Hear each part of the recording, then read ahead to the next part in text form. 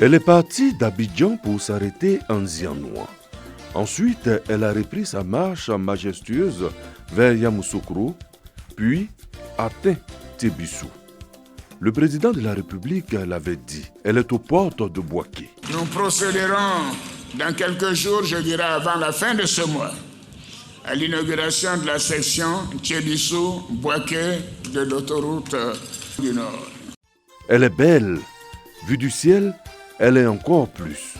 Elle sera ouverte bientôt le 24 août 2023 à la circulation.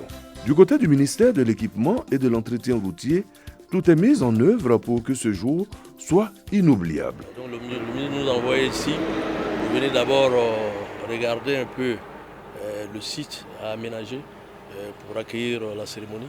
Donc c'est pour préparer en tout cas l'ouverture prochaine de l'autoroute, la section Tébissou-Bouaké. Les préparatifs se déroulent à tous les niveaux.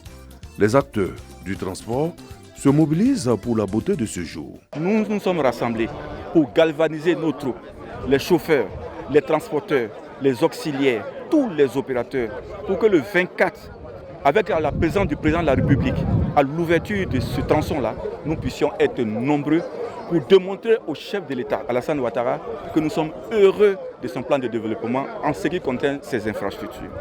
Avec l'ancienne voie, il fallait environ 4h30 pour atteindre Bouaké depuis Abidjan. Jusqu'à ce jour, la ville de Bouaké est traversée par des camions de marchandises en direction du nord de la Côte d'Ivoire et des pays de l'Interland. Cet itinéraire n'était pas sans conséquences. Les femmes qui quittent avec les produits vivriers ici nous ont plusieurs fois saisis pour dire qu'à cause de l'état de la route, à cause de la fluidité, avant qu'elles n'arrivent à Abidjan, les produits sont pourris. Et aujourd'hui, avec l'autoroute Abidjan-Bouaké, ce n'est que des mauvais souvenirs.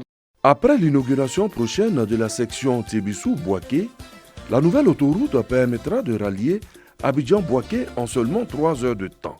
C'est un ouf de soulagement pour nous. En matière de sécurité, nous gagnons beaucoup parce que nous avons constaté plusieurs accidents sur l'axe Tébissou-Bouaké à cause du mauvais état de la route.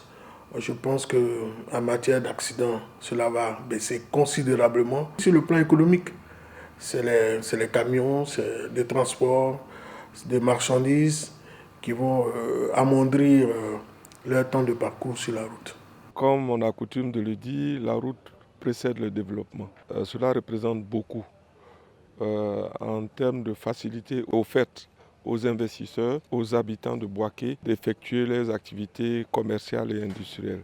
Donc vous imaginez la joie de nous, les cadres du Béquet et des populations de la région.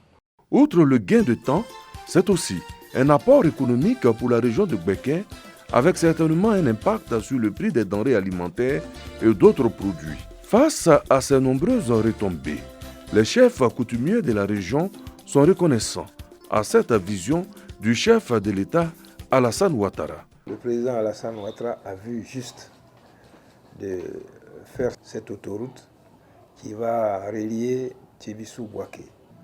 Tous les chefs seront présents. Nous allons lui manifester notre reconnaissance. L'idée du gain de temps et les conditions de confort réjouissent déjà les populations. Cette autoroute va permettre de découvrir d'autres villages qui, depuis Belle-Lurette, étaient enclavés. C'est une fierté pour nous parce qu'avec l'autoroute de contournement, lorsque les gros camions quitteront le nord, ne traverseront plus la voie principale.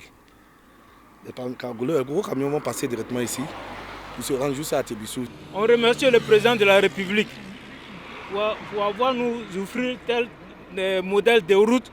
Cette autoroute comprend une voie rapide à l'entrée de la ville de Bouaké. L'autoroute elle-même, elle fait 4 km. Une route 2 fois 2 voies. Vous avez vu déjà les localités traversées ont commencé à s'animer. L'autoroute relie désormais les 2 plus grandes villes de la Côte d'Ivoire, Abidjan et Bouaké. C'est sûr, elle reprendra sa marche triomphale vers le nord du pays.